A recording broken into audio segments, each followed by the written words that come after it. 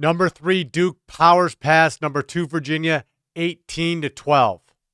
Duke's attack trio of Josh Zawada, Brennan O'Neill, and Dyson Williams combined for 12 goals, and rookie goaltender Patrick Jameison made 13 saves to lead the third-ranked Blue Devils to a thrilling 18-12 victory over number 2 Virginia in men's lacrosse action over the weekend.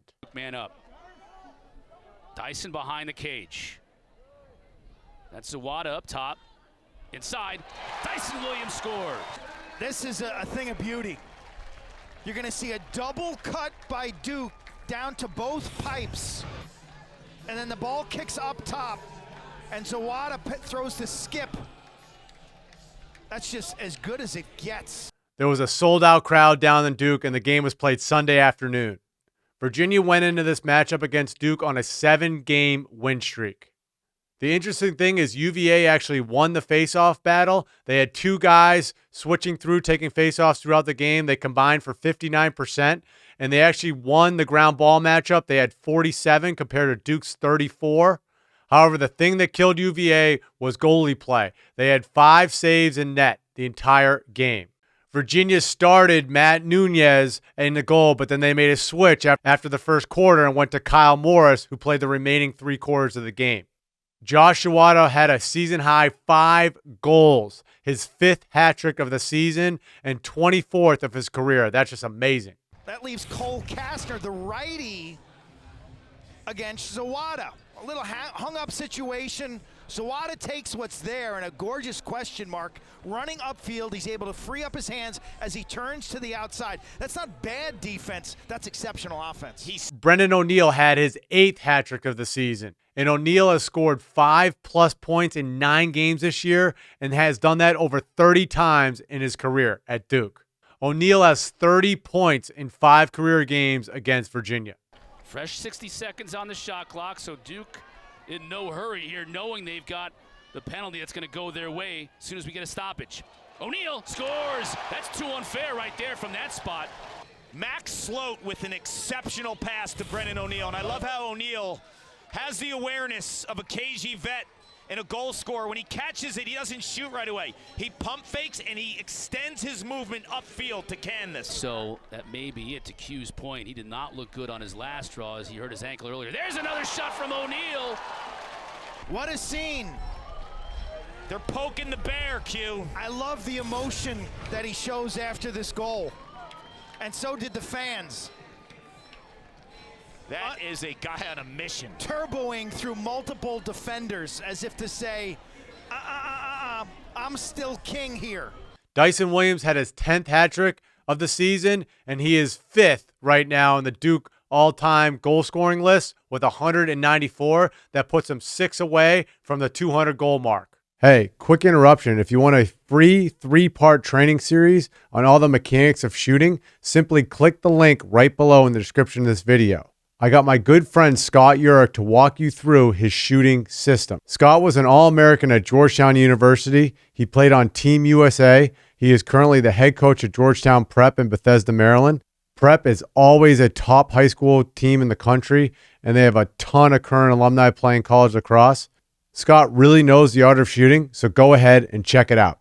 All right, let's get back to it. Duke has beaten Virginia 19 times. They are 24-2 against UVA since 2005. That's hard to believe.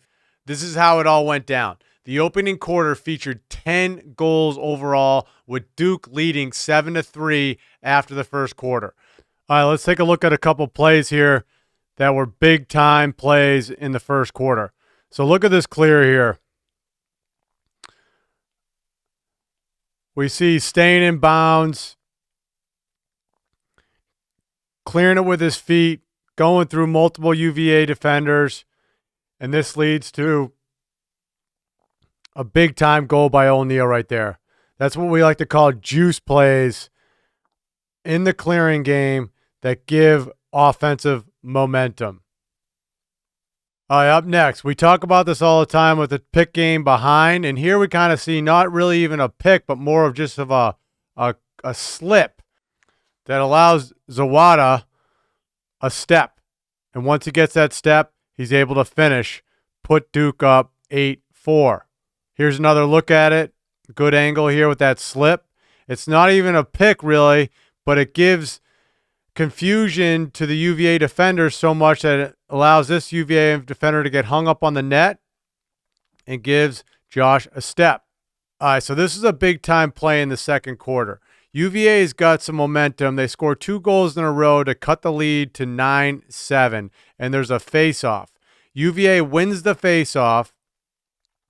Connor Schellenberger, their best player, is matched up against a short stick up top, and he gets a pretty good look here. You can see, I mean, that's a pretty good look. I mean, the shot goes, it bounces, I guess we can see it bounces like right about there. And UVA maintains possession, and this is what happens.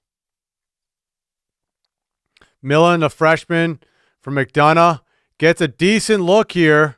I mean, we've seen him score these goals a ton of times before, and UVA gets the rebound. And look at that save by Patrick Jameison. Boom, stuffed on the doorstep. Duke able to regain control of the ball. They clear it. And look at this clear. So this is at the time in the game. This is really interesting. UVA made a goalie change. They're playing an up ride. However, the announcer said that UVA's goalie was still in the net, so it's not technically a 10-man ride. And we look at this pass. I mean, it's probably like a 60-yard pass by Jameison. All the way down there. Boom. Duke catches it. They get 2 good looks here, including by O'Neal there, which just misses the net. And this is the same possession, but O'Neal gets the ball again. And we can see the announcers talked about how this is UVA's best defender going against Duke's best offensive player. And this defender, he's a lefty. So, like, he's getting crossed as O'Neal, a lefty's going up against him too, and he just muscles through it. Boom. Look at this. Muscle lefty against a lefty. Getting topside. Cranking it. So that was a big swing right there with UVA missing that doorstop opportunity to them clearing the ball and then Duke getting a score, going back up by 3. UVA did score the first goal, but then Duke rattled off 4 to put them up. UVA actually rebounded a little bit in the second quarter. They outscored Duke 4-3 in that second quarter, and they went in the locker room trailing 10-7 at halftime. Connor Schellenberger was the leading scorer for UVA. He had 1 goal and 3 assists. Duke came out of halftime and scored the first 3 goals to give itself the largest lead of the game. It started with junior Andrew McAdory, and then it was followed by Williams and Zawada. UVA made a little bit of a push with Jack Boyden and Peyton Cormier. They added tallies, and after 3, it was 13-10. Patrick Jameison was having a big game. Check out some of these highlights. Freshman netminder. You know what I love about him? He's like as honest as it comes. When I talk about that, I mean a high release, high shot, he's there, he saves it. You drop your stick down low for low release, low shot, boom, he snuffs that out. He just does not cheat. He refuses to guess. Again, low release, low shot, that's not going on me. But the fourth quarter was all Duke, and they scored the first 4 goals of the fourth quarter to put them up 17-10.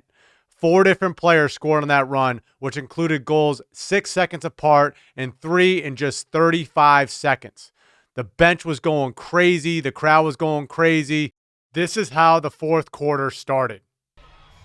Recommitted to playing tenaciously on ground balls. He's been everywhere. This is just a bad break for 44 in blue. This kind of stuff happens. He probably should have thrown that ball to the goaltender. Pappendick, way outside. Oh, the hammer from Zawada. When you can drift and dodge down the alley, and if you can make that pass to the backside, the looping pass, it's a thing of beauty. Jake Naso had a huge game. He won 8 faceoffs to give him 972 for his career, just shy of 1,000. Even though he wasn't 50% on the day, he had 6 ground balls, but he also had 2 huge goals that gave Duke a ton of momentum in the fourth quarter. Michael Boehm has broken led that them record to the since. quarterfinals. First NCAA win in a Big Ten championship. So look at this. Is he going to shoot it? He is, and scores! This kid started, grew up in Shoreham, Wading River, then he moved to the Sachem area. Had a heck of a commute. His mom, Erin, was a Hall of Famer at Maryland. She's probably like, maybe get a haircut sometime, son. Look at this, off the face-off again! It's back and forth off the draw, and that's 2 for Naso. See his hands? Showing all of his teammates, that's 2. Let's talk a little bit about defense now. On the defensive end, Duke had a stellar game. They held Virginia to just 7 shots in that fourth quarter and forced 5 turnovers.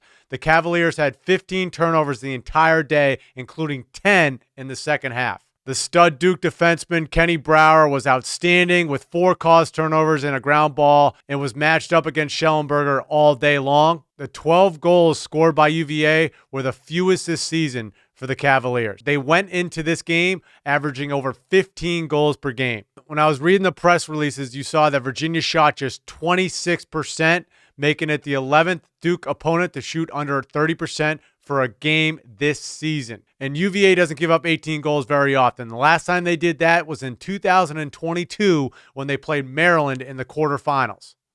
Duke scored 18 goals on 42 shots for basically a 43% shooting percentage. That's the highest shooting percentage of any ACC game this year. Here's what Coach Lars Tiffany had to say about the game. Give credit to Duke's shooting. Wow, they were fantastic when they had some time, especially in the first half. Brennan O'Neill and Josh Zawada put the ball perfectly and found the net. All right, so there you have it. The Duke-UVA game. Great game for Duke. They won by 6. There were 0 goals scored after the 11-minute mark in the fourth quarter. Duke has a bye week this week before traveling down to take North Carolina in 2 weeks. The Cavaliers play Syracuse next up there. If you like these types of videos, go ahead, leave a comment. Make sure you subscribe to BTB Lax. Also, if you want a copy of that train, just go in the description of this video, click on the link, and I'll send it right over to your inbox. Talk soon, Coach Miller.